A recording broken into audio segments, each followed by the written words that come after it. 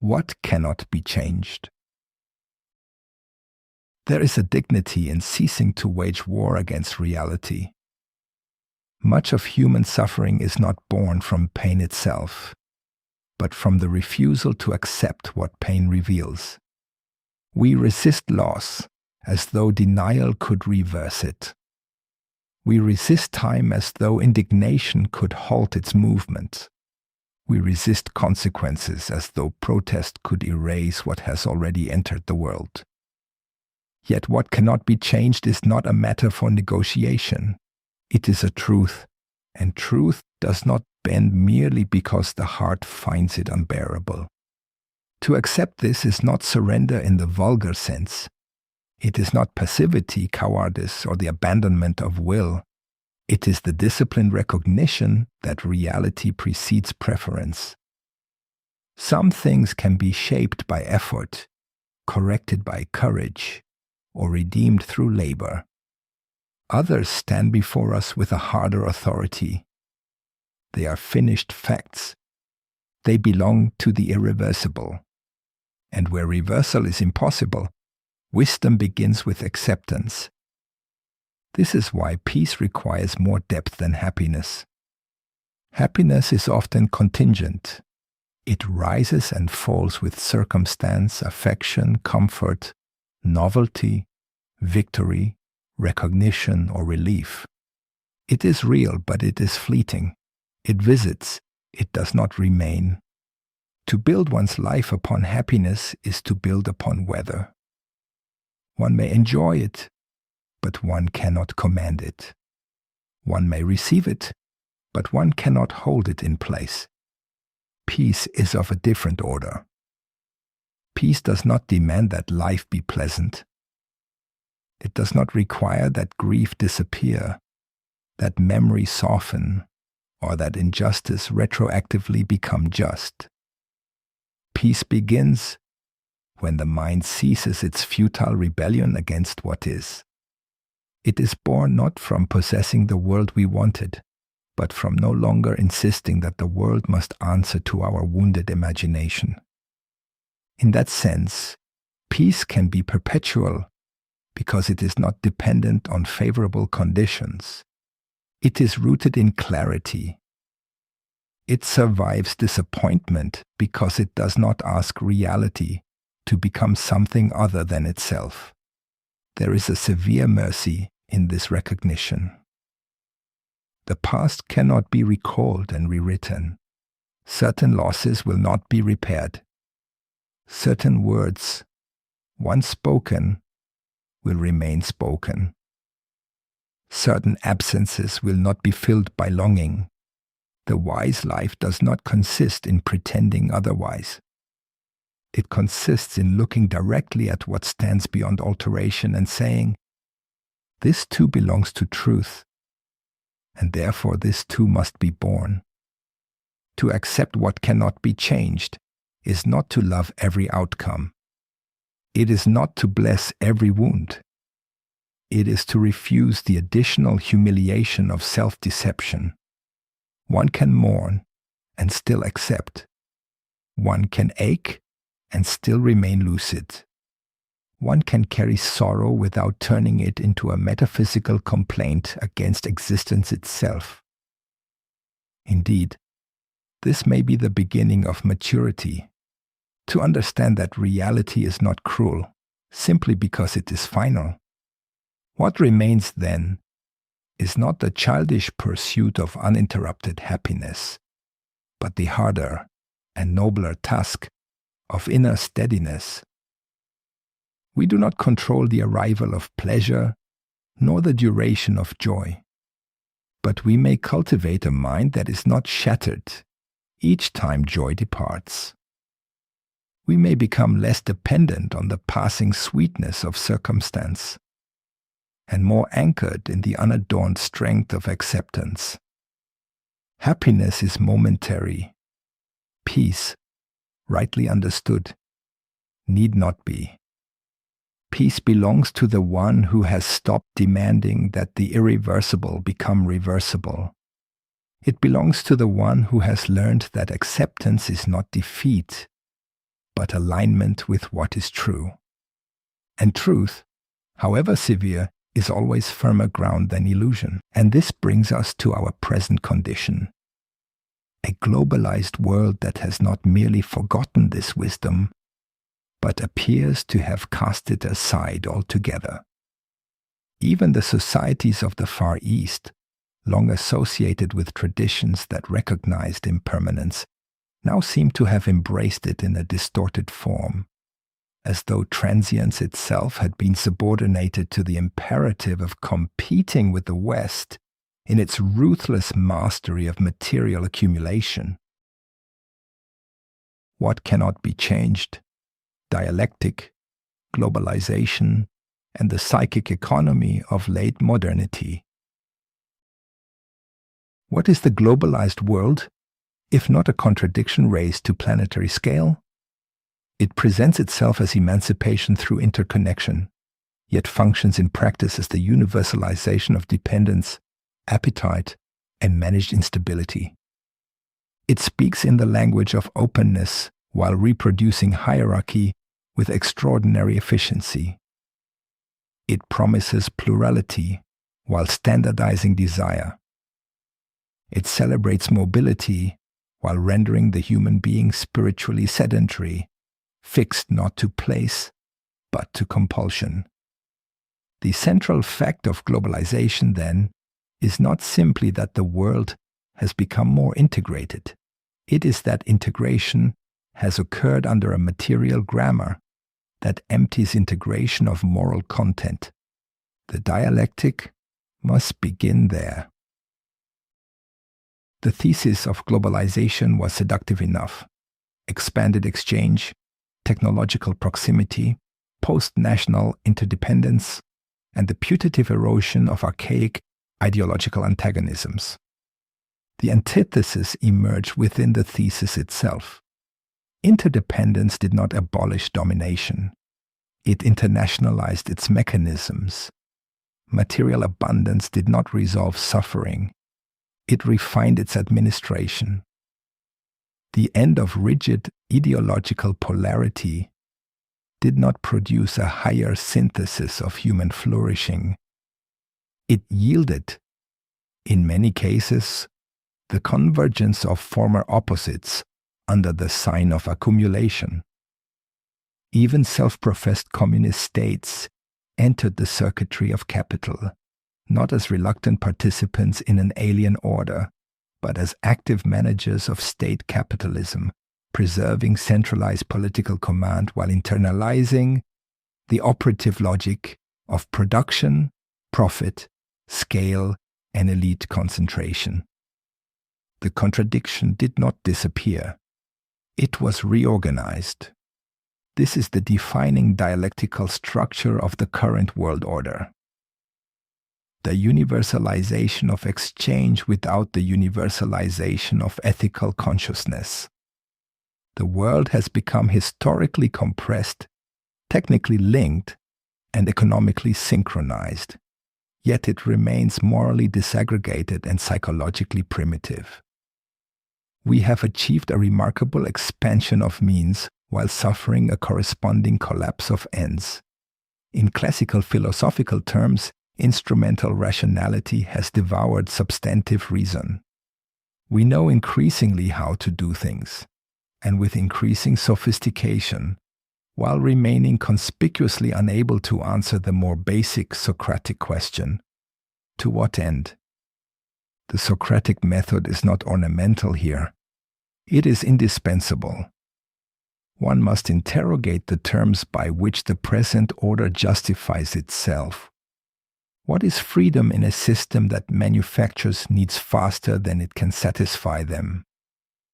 What is individuality in a culture that reduces the self to consumption patterns, psychometric legibility, and marketable identity? What is prosperity if it presupposes psychic exhaustion, moral indifference, and the increasing insulation of wealth from human solidarity? What indeed is peace in a civilization structurally committed to stimulation? These are not rhetorical embellishments. They are diagnostic questions. They expose the degree to which modernity rests upon concepts whose moral legitimacy it no longer examines. From the standpoint of Buddhist philosophy, the pathology is not obscure.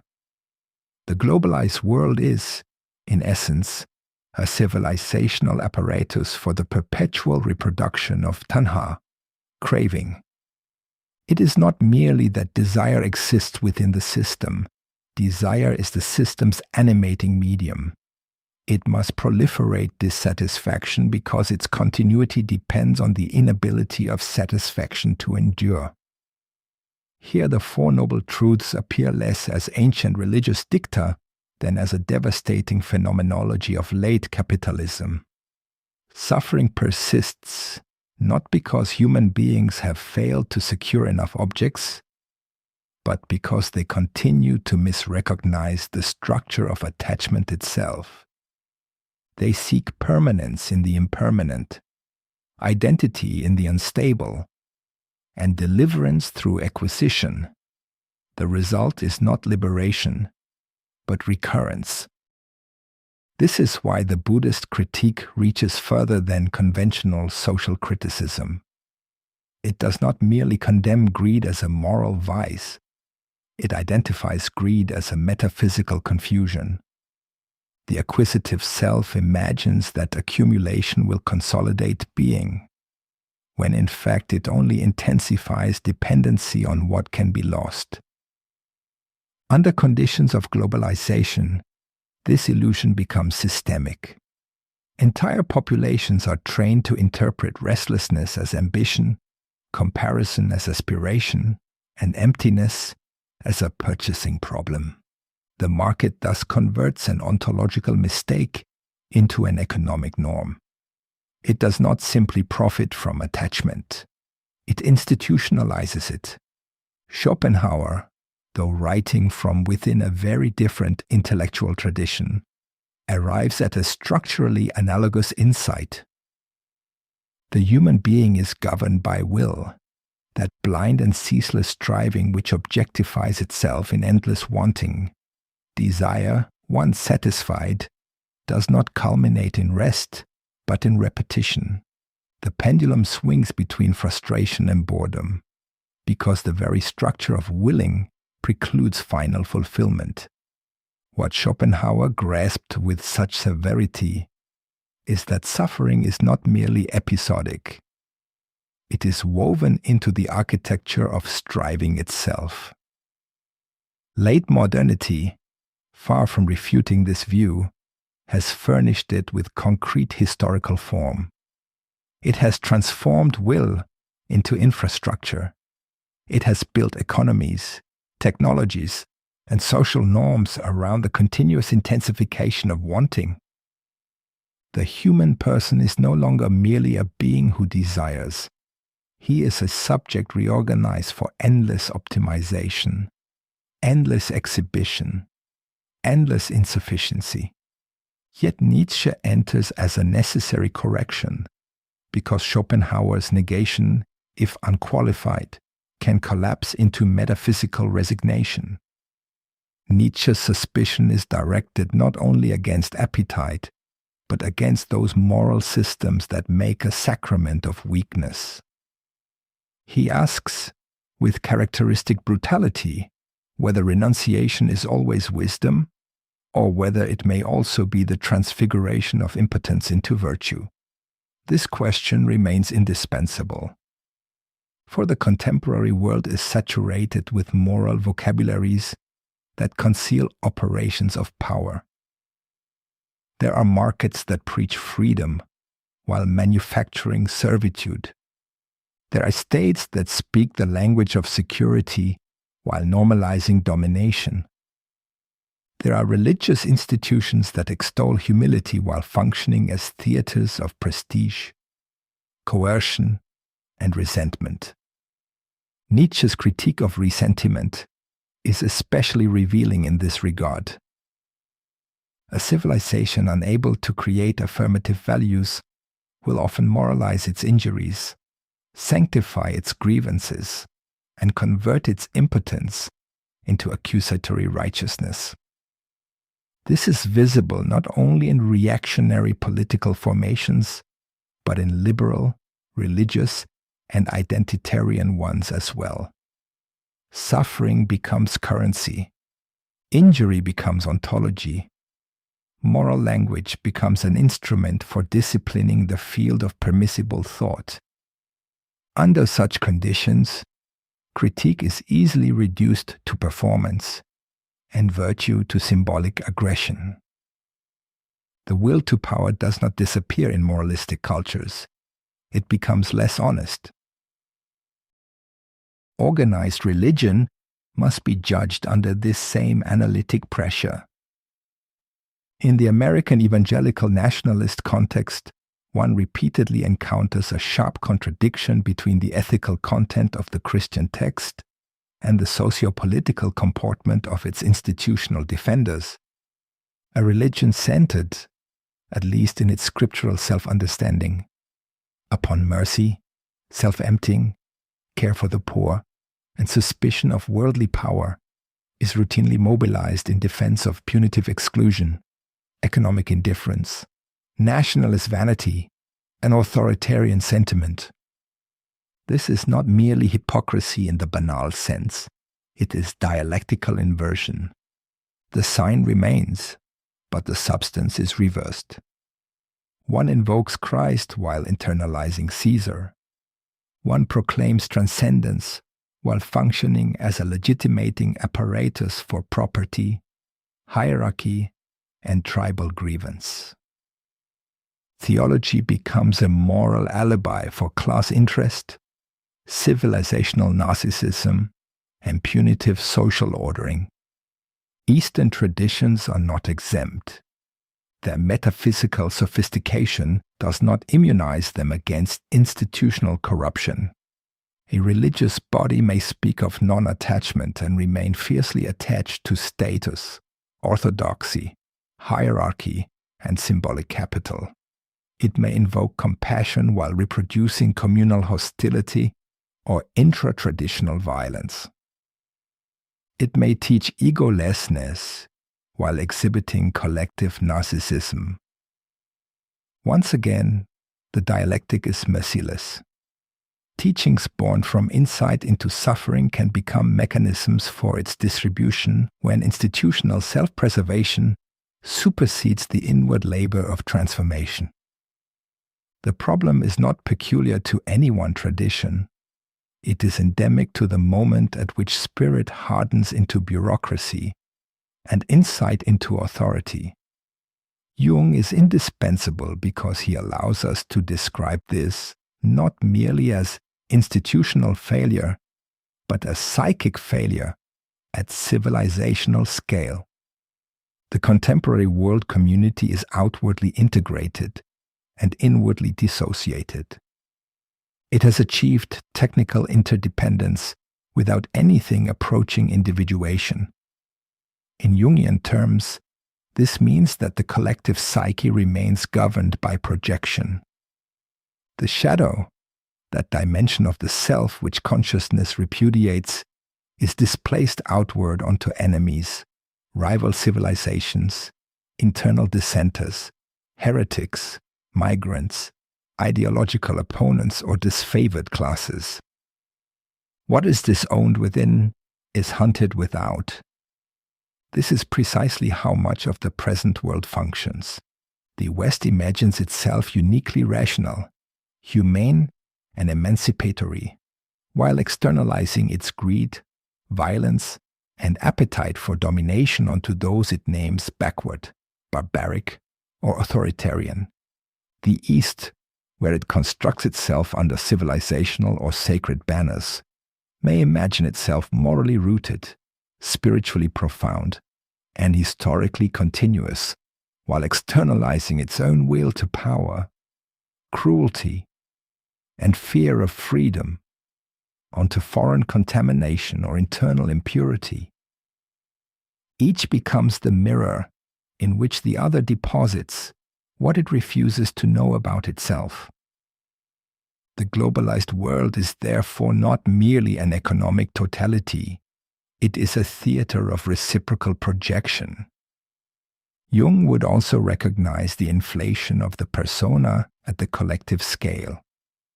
Societies, like individuals, manufacture masks. They curate moral self-images and defend them with immense aggression.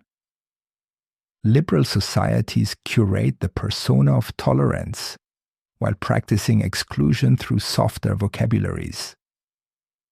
Traditional societies curate the persona of order, while often protecting domination behind sacramental language. Revolutionary societies curate the persona of emancipation while reproducing bureaucratic coercion. Capitalist societies curate the persona of freedom while subjecting life to impersonal compulsion. The neurosis lies not simply in hypocrisy, but in identification with the mask. A civilization that confuses its persona with its essence becomes incapable of self-knowledge. It will respond to any revelation of its shadow as though attacked by an enemy, when in fact it is being confronted by truth. This is why current Western and Eastern norms appear simultaneously overconfident and unstable. The West exhibits moral exhibitionism, juridified conscience, therapeutic language, and a profound inability to distinguish moral seriousness from symbolic compliance. It mistakes procedural self-congratulation for ethical depth. It celebrates liberation while producing atomization, loneliness, and a commodified form of selfhood that knows how to signal identity but not inhabit substance. The East, where older communal and metaphysical structures remain operative, often appears more rooted, but may conceal different pathologies. Deference mistaken for harmony, conformity mistaken for virtue, continuity mistaken for wisdom, authority mistaken for truth. In both cases, one finds civilizational self-misrecognition. In both cases, one finds shadow material displaced into myth, policy, and collective resentment. Stoicism cuts through these illusions with remarkable austerity. It begins not with optimism, but with ontological discipline. The distinction between what lies within our control and what does not is not quietist sentimentality. It is the precondition for moral clarity.